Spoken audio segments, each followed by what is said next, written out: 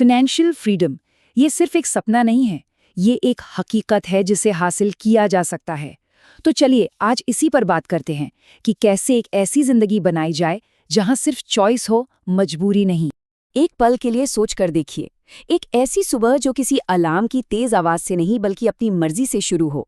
न ऑफिस जाने की कोई भागदौड़, न किसी बॉस का डर, और सबसे बड़ी बात, पैसों की कोई चिंता ही नहीं। क्या ये बस एक अच्छा सपना लगता है? शायद नहीं। तो इस सफर को समझने के लिए हमने इसे 5 हिस्सों में बांटा है। सबसे पहले बात करेंगे आज़ादी के सपने की, फिर समझेंगे फाइनेंशियल फ्रीडम का असली मतलब क्या है, उसके बाद पैसे के कुछ ज़रूरी नियम, फिर देखेंगे कि पैसे को अपने लिए काम पर कैसे लगाया जाए, और आखिर में वो माइंडसेट जो सब कुछ बदल कर रख देता है। तो चलिए शुरू करते हैं पहले हिस्से से, आज़ादी का सपना। और ये कहानी है ग्रांट साबथियर की। एक ऐसी कहानी जो सुनकर यकीन करना मुश्किल है, पर ये सच है, और ये साबित करती है कि ये सपना पूरा हो सकता है। नहीं, ये कोई लॉटरी लगने वाली कहानी नहीं है। ये ग्रांट साबथियर की कहानी है, जिन्होंने अपनी जिंदगी किस्मत के भरोसे नहीं बल्कि एक प्रैक्टिकल, एक आजमाए हुए तरीके से पूरी तरह बदल दी। अब जरा इनकी जर्नी की रफ्तार देखिए, कमाल की है। ग्रांट ने शुरू किया था सिर्फ $2.26 से। सोचिए, पहले साल में ही एक डिजिटल मार्केटिंग का साइड हसल शुरू किया, तीसरे साल तक बचत और इन्वेस्टमेंट पर जबरदस्त फोकस किया, और नतीजा, सिर्फ 5 साल में उनकी नेटवर्थ $1 मिलियन से भी ज्यादा हो गई। ये दिखाता है कि सही स्ट्रैटेजी हो तो क्या कुछ नहीं हो सकता। तो ये तो हुई ग्रांट की कहानी। अब चलते हैं हमारे दूसरे हिस्से पर और समझते हैं कि फाइनेंशियल फ्रीडम का असली मतलब क्या है। क्योंकि देखिए, ये लग्जरी या महंगी गाड़ियों के बारे में है ही नहीं, ये है चॉइस के बारे में।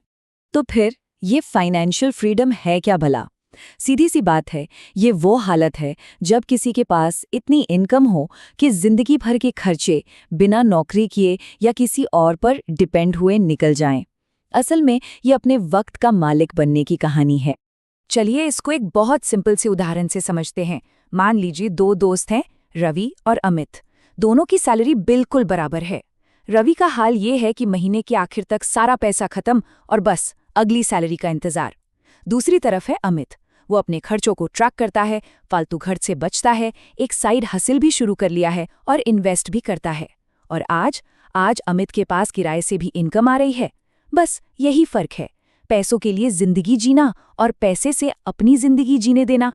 और ये बात इस पूरी सोच को बहुत अच्छे से समझाती है। असली फाइनेंशियल फ्रीडम वो है जहां इंसान पैसे के पीछे नहीं भागता, बल्कि पैसा उसके पीछे भागता है। ठीक है, तो अब आते हैं तीसरे हिस्से पर, पैसे के नियम। यहाँ हम 2 जरूरी चीजों पर बात करेंगे, स्मार्ट सेविंग और कर्ज को समझना। कह सकते हैं कि ये इस पूरे सफर की बुनियाद है। अच्छा, स्मार्ट सेविंग का मतलब ये बिल्कुल नहीं है कि हर छोटी मोटी खुशी को मार दिया जाए। ग्रांट का भी यही कहना है कि रोज की 1 कप कॉफी छोड़ने से कहीं ज्यादा जरूरी है कि बड़े फाइनेंशियल फैसलों को स्मार्टली ऑप्टिमाइज किया जाए। और हाँ, कर्ज यानी कि डेट, इसको लेकर भी सोच बिल्कुल साफ होनी चाहिए। देखिए, 2 तरह के कर्ज होते हैं। एक है गुड डेट यानी अच्छा कर्ज जो भविष्य बनाता है, जैसे कि एजुकेशन लोन या बिजनेस लोन, ये कमाई करने की ताकत को बढ़ाता है। और दूसरा है बैड डेट यानी बुरा कर्ज जो भविष्य को खाता है, जैसे महंगी चीजों के लिए क्रेडिट कार्ड का कर्ज या छुट्टियों के लिए पर्सनल लोन लेना।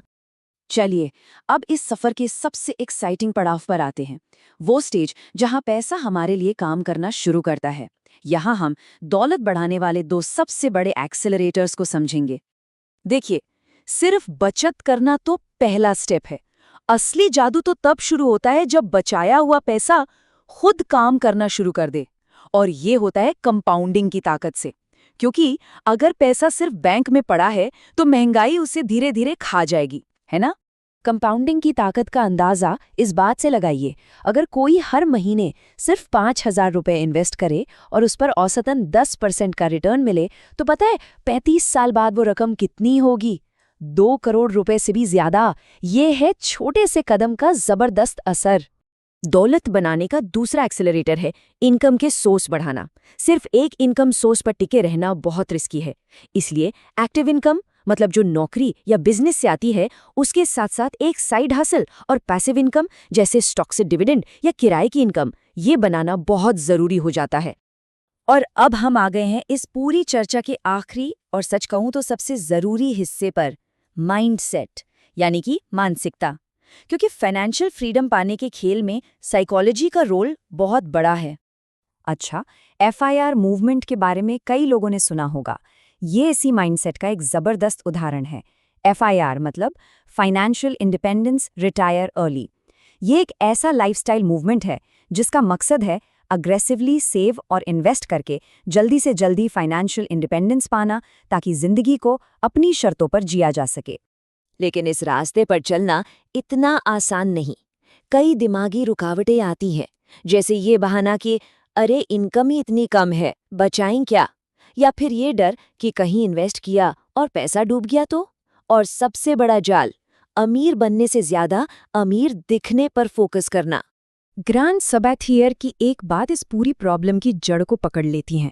वो कहते हैं बहुत से लोग वो पैसा खर्च करते हैं जो उनके पास होता ही नहीं, ऐसी चीजें खरीदने के लिए जिनकी उन्हें जरूरत नहीं, और सिर्फ उन लोगों को इम्प्रेस करने के लिए जिन्हें वो पसंद तक नहीं करते। तो सबसे जरूरी बात याद रखने वाली ये है कि पैसा एक टूल है, एक साधन है, मंजिल नहीं। इसका असली मकसद सिर्फ अमीर बनना नहीं है। इसका असली मकसद है एक बेहतर, एक आजाद और एक बैलेंस्ड जिंदगी बनाना। तो अब सवाल ये उठता है कि क्या इस आज़ादी के लिए हम तैयार हैं? क्योंकि ये कोई दूर का सपना नहीं है, ये बस एक सोच है। और कहते हैं ना, सोच बदलते ही सब कुछ बदल सकता है।